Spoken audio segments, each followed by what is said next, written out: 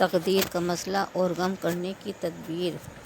تقدیر پر ایمان لانا فرض ہے اور اس کے بارے میں بحث کرنا حرام ہے، کیونکہ آدمی کی کمزور عقل تقدیر کا بھید ہے اور اس کی حکمت نہیں سمجھ سکتی۔ بس جتنا اللہ و رسول نے بتا دیا اسی پر عمل کرنا چاہیے۔ ہادی برحق حضور اکرم صلی اللہ علیہ وسلم فرماتے ہیں کہ تم میں سے کوئی آدمی ایسا نہیں ہے جس کا مکان جنت یا دوزخ میں نہ لکھا گیا ہو۔ صحابہ نے عرض کیا یا رسول اللہ، پھر ہم اپنے لکھے ہوئے پر یقین کیوں نہ کریں؟ یعنی تقدیر کے سامنے کوئی عمل کرنا بے فائدہ ہے، بس جو کچھ تقدیر میں لکھا ہے ہو جائے گا۔ آپ نے فرمایا عمل کیے جاؤ، اس لیے کہ ہر ایک آدمی کو وہی بات آسان ہوتی ہے جس کے لیے وہ پیدا کیا گیا ہے۔ بس جو خوش قسمت ہوگا وہ جلدی سے اچھے کاموں کو اختیار کرے گا اور جو بدقسمت ہوگا وہ جلدی سے برے کاموں کو اختیار کرے گا۔ فائدہ: اس حدیث شریف میں سے صحابہ یہ سمجھے کہ تقدیر کے آگے عمل کرنا بیکار ہے۔ حضور صلی اللہ علیہ وسلم نے فرمایا کہ تم غلط سمجھے ہو، تدبیر کرنا، عمل کرنا تقدیر کے خلاف نہیں ہے، کیونکہ اللہ تعالیٰ نے دنیا میں جو کہ عالم اسباب ہے جو چیزیں پیدا کی ہیں ان میں ایک دوسرے سے تعلق بھی رکھا ہے اور اپنی حکمت کے موافق ایک دوسرے کا سبب بنایا ہے۔ جیسے آنکھ دیکھنے کا سبب ہے اور کان سننے کا سبب ہے، زہر موت کا سبب ہے، اسی طرح اچھے کام کرنا جنت کے ملنے کا سبب ہے اور برے کام کرنا دوزخ میں جانے کا سبب ہے۔ کاروبار، محنت مزدوری، تجارت و کھیتی باڑی وغیرہ کرنا رزق ملنے کا سبب ہے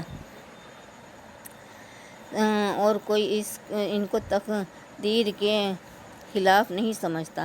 حالانکہ رزق تقدیر میں لکھا ہوا ہے، پھر بھی اس کے حاصل کرنے سے تدبیریں اور کوششیں کون نہیں کرتا۔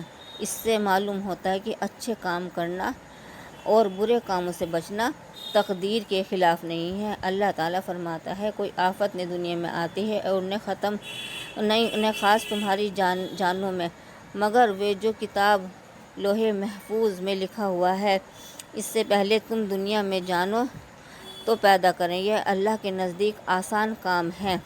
سورہ حدید۔ یہاں تک تو تقدیر کے مسئلے کا بیان ہے۔ آگے اس کی حکمت بتاتے ہیں کہ یہ مسئلہ تقدیر کا تم کو اس لیے بتایا گیا ہے کہ تم کسی کے مرنے اور ضائع ہونے والی چیز پر غم نہ ہو اور کسی حاصل ہونے والی چیز پر ایسی فرحت نہ ہو کہ اترا جاؤ، کیونکہ ہر فرحت اچھی نہیں ہوتی، بلکہ اچھی فرحت وہ ہے جس سے اللہ تعالیٰ کا شکر ادا ہو۔ جیسا قارون کے قصے میں اللہ تعالیٰ فرماتے ہیں، یعنی جب قارون کو اس کی برادری نے کہا کہ اے قارون، تم مال و دولت کی خوشی میں اتنا مت اترا، کیونکہ سچی بات یہ کہ اللہ تعالیٰ اترانے والوں کو پسند نہیں کرتا۔ دیکھ لو قارون کے مال و دولت کی خوشی میں اترانے کی کیا سزا ملی۔ تو تقدیر کا مسئلہ تم کو اس لیے بتایا گیا ہے، آفتوں میں جب کسی چیز کے فوت اور ضائع ہونے سے تم کو کوئی غم اور تکلیف پہنچے تو وہ غم اور تکلیف زیادہ نہ بڑھے اور نعمت و فرحت میں اترائے نہیں، کیونکہ تقدیر کا ماننے والا یہ سمجھے گا جو مال و دولت حاصل ہوا ہے اس میں میرا کیا اختیار ہے، میرے ہنر یا کمال سے نہیں بلکہ تقدیر سے اسی طرح لکھا ہوا تھا۔ پھر غرور کرنے اور اترانے کی کیا بات ہے؟ ایسا آدمی کبھی نہ اترائے گا اور نہ دنیا سے محبت کرے گا، بس یہی راحت و آرام کی چیز ہے۔ دیکھنے میں بھی آتا ہے کہ جن لوگوں کو مال و دولت کے زیادہ آنے کی سے خوشی ہوتی ہے ان کے جانے کے وقت ان کو ویسا ہی رنج و غم ہوتا ہے۔ صاحبو، یقین کر لو جیسی قوت تقدیر کے ماننے سے ہوتی ہے اور کسی چیز سے نہیں ہو سکتی، چاہے کوئی کتنی طاقت کی چیزیں کھائے، مگر اس بوٹی کے سامنے سب بیکار ہے۔ یقین جانو، تقدیر کا ماننا دل کو نہایت مضبوط کر دیتا ہے۔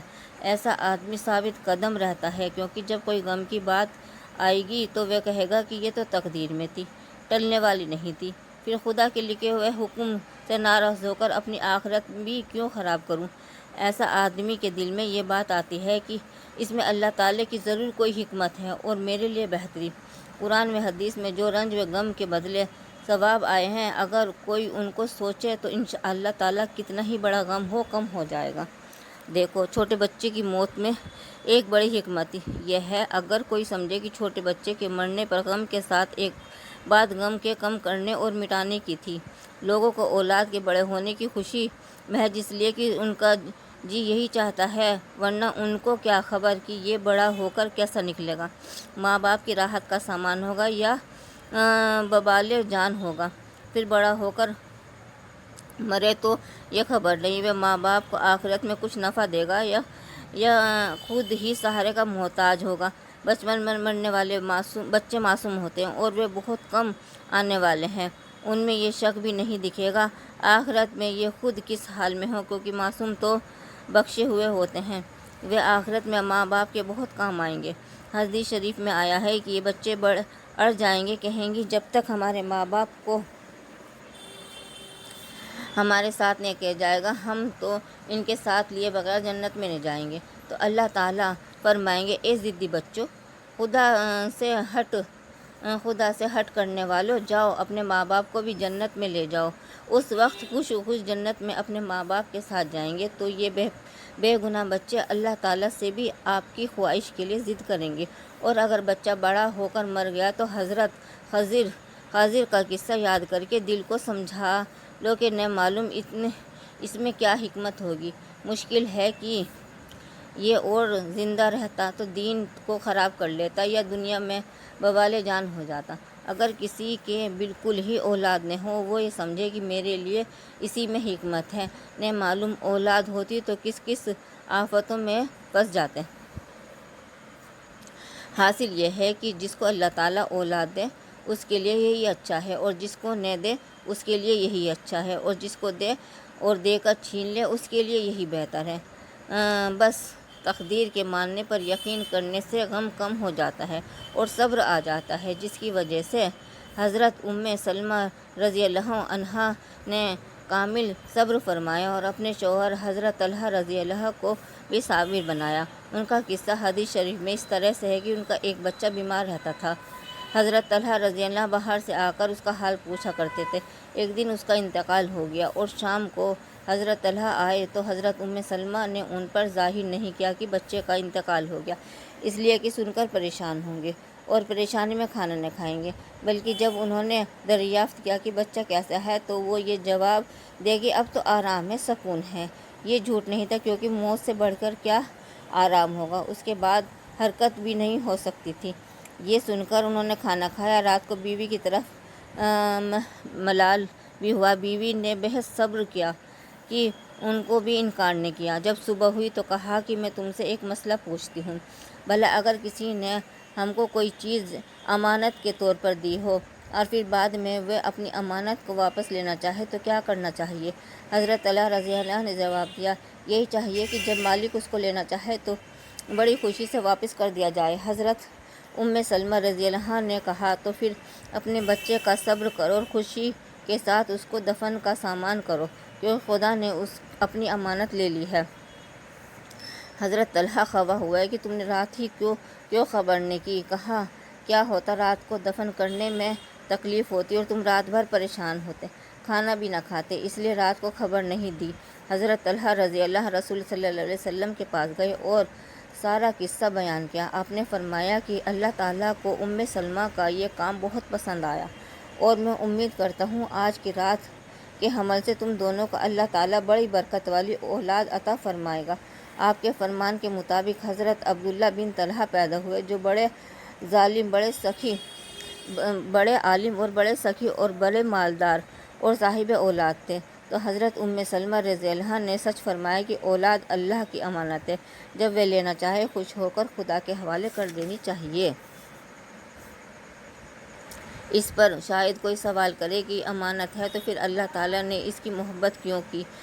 اس کا جواب یہ ہے کہ بچہ پل سکے، کیونکہ بغیر محبت کے اس گو کے ڈھیر کو پالنا مشکل ہے، اس لیے غیر کی اولاد کا پالنا بہت دشوار اور جب جب بچہ پل جاتا ہے تو محبت بھی کم ہونے لگتی ہے۔ یہی وجہ کہ بڑے بیٹے کے ساتھ کیسی محبت نہیں ہوتی جیسی چھوٹے کے ساتھ ہوتی ہے۔ غرض کہ اولاد بھی خدا کی چیز سمجھو، اس کی امانت ہے، چند روز ہمارے پاس ہے، پھر اس کے مرنے پر زیادہ غم نہ ہوگا۔ زیادہ پریشانی کی جڑ یہی ہے کہ تم ان کو اپنی چیز سمجھتے ہو۔ اللہ تعالیٰ فرماتا ہے کہ آسمان و زمین کی بادشاہی اللہ ہی کے لیے ہے، زندہ کرنا اور مارنا اسی کے اختیار میں ہے، جب چاہے اور جس حالت میں چاہے، جب کچھ کر سکتا ہے، تم اس کو کچھ دخل نہیں دے سکتے۔ تقدیر کے مسئلے بھی یہی بتاتا ہے کہ اس پر عمل کرنے سے غم کی جڑ کٹ جائے گی۔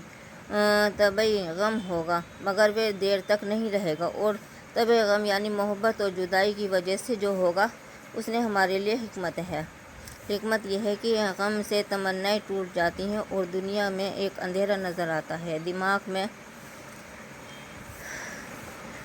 میں سے تکبر نکل جاتا ہے، اپنا مرنا بھی یاد آتا ہے اور صبر کرنے پر ثواب ملتا ہے، گناہ معاف ہو جاتے ہیں، درجے بلند ہوتے ہیں، خدا کی رضا حاصل ہوتی ہے۔ ورنہ طبعی غم تو ایسا ہے کہ اس کا انکار نہیں ہو سکتا۔ رسول صلی اللہ علیہ وسلم سے بڑھ کر قرآن پر عمل کرنے والا اور نیکی پر فرمایا کہ اے ابراہیم، ہم نے تمہاری جدائی کا غم، اور یہ رسول صلی اللہ علیہ وسلم کی سچائی اور ایک پرستی کو بڑی دلیل ہے۔ آپ نے اپنے غم کو ظاہر فرما دیا۔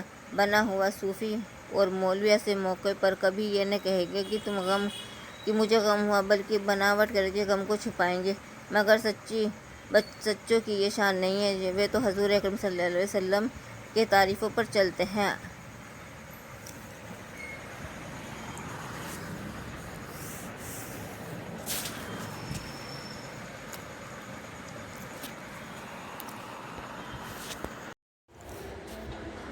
یعنی اللہ تعالیٰ کے سوا تمہارا کوئی یار و مددگار نہیں ہے۔ اس فرمان میں یہی بتلایا گیا ہے کہ بس سب سے بڑھ کر اللہ تعالیٰ سے محبت رکھو اور اسی کی تابعداری کرو اور اسی کی یاد دل میں بساؤ، تاکہ جب اللہ تعالیٰ سے پوری محبت ہوگی تو اور چیزوں کے جدا ہو جانے پر زیادہ غم نہ ہوگا، اور ایسے آدمی یہ سمجھیں گے کہ میرے مالک اور میرے پیارے کا یہی حکم ہے، مجھ کو اس پر راضی رہنا چاہیے، اور یہ کہیں گے میرے خدا